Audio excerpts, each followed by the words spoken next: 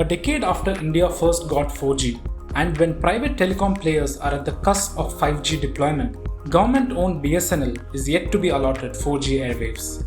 This has resulted in declining revenues and stagnating wireless market share for the company in the last few years. The government now wants to transform the beleaguered telco into a financially viable, sustainable and vibrant player. BSNL has suffered losses of 50,631 crore rupees in just the last 5 years, albeit narrowing its losses in FY21. In fact, the last time BSNL reported a profit was in 2008-9. The earlier package of 2019 had provided 24,000 crore rupees for 4G service, but that could not be allocated as BSNL was not ready with the technology. And on Wednesday, the government came out with its second revival package for BSNL worth 1.64 trillion rupees with an aim to make the company profitable again by 2026-27. Telecom is among the sectors deemed strategic where the government intends to maintain a minimum presence with healthy PSUs. The government says BSNL acts as a market balancer in the sector and plays a crucial role in the expansion of telecom services in rural areas, development of indigenous technology, and disaster relief. Despite the commercial non-viability, BSNL provides wireline services in rural and remote areas to meet the government's social objectives. Spread over 4 years, the latest relief package comes with a cash component of almost 44,000 crore rupees and a non-cash component of 1.2 trillion rupees. This includes administrative allocation of spectrum for 4G services at the cost of 44,993 crore rupees through equity infusion, capex funding of 22,471 crore rupees for the deployment of indigenously developed 4G stack, and 13,789 crore rupees of viability gap funding for rural wireline operations. A slew of steps is also being taken to de-stress the balance sheet of BSNL as well as MTNL, which provides services in Mumbai and Delhi. Both the PSUs will get a sovereign guarantee to raise long-term loans through bonds for an amount of 40,399 crore rupees, while BSNL's statutory AGR dues of 33,404 crore rupees will be converted into equity. BSNL will be able to restructure its existing bank debt of 33,000 crore rupees. I don't believe it is too little, too late. More tangible things have been done in recent times, but I am not persuaded those are even remotely sufficient. It is true that BSNL does connect many people who seem not to have access to services of private players. It would be overstating it to say that BSNL is a loser all over the place. It's not. It has strengths. It has a huge network. In fact, a point that is often not recognized is that it has massive rights of way, which its competitors don't have. So there are places where it can extend its network far more easily. That it hasn't done so is a separate issue.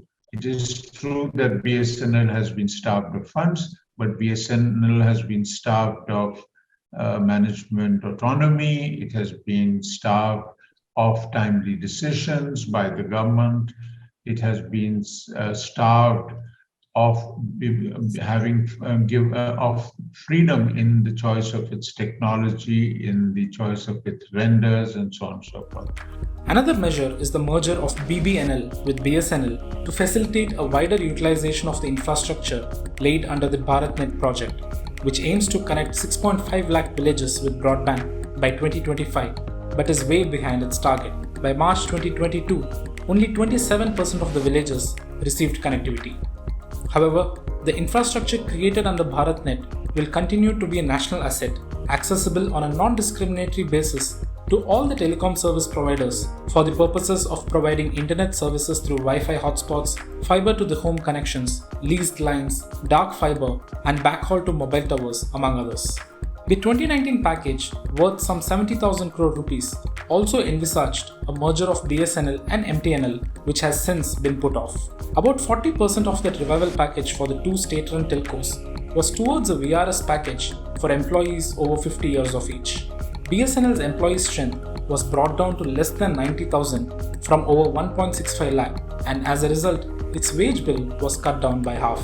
MTNL and BSNL do a lot of coordination between themselves, whether it is in their tariffs and whether it's in many of their other decisions. So they do work in some ways in concert, and therefore it makes eminent sense, both from a management perspective as well as commercially, to have them, to merge them. I do not believe that BBNL has worked efficiently enough in a sufficiently savvy manner that it could actually bring any serious plus for BSNL. Further, to provide a shot in the arm for BSNL when it launches 4G services, the cabinet has chosen the telco to execute a 26,316 crore rupee project for saturation of 4G mobile services in 24,680 uncovered villages in remote and difficult areas. This will be funded through the Universal Service Obligation Fund. Telecom Minister Ashwini Vaishnaw said BSNL has become a stable company, making operational profits. But as experts say, along with monetary support, BSNL requires autonomy, support for its decision making, and separation from government bureaucracy. While government seems more focused on supporting BSNL, the telco has a long way to go before it can make a meaningful turnaround. If you like this video, share it and subscribe to Business Standard. For more news, views and insights, log on to www.business-standard.com. Do also follow us on YouTube, Twitter, Facebook, Instagram, Telegram and LinkedIn. सब अच्छी दिख रही हैं यार, कौन सी खरीदूं? ये तो वही बात हुई, 4000 शेयर्स लिस्टेड है, कौन सा लूं? वो तो सबसे आसान है। तुझे 5 पैसा नहीं पता? अब तो सबको पता है। 5 पैसा पर है 4000 स्टॉक्स की रिसर्च, टेक्निकल टूल्स और इन्वेस्टमेंट आइडियाज। डाउनलोड 5 पैसा नाउ। अब तो सबको पता है, investing made easy and rewarding with 5 paisa. Investments in securities market are subject to market risks. Read all the related documents carefully before investing.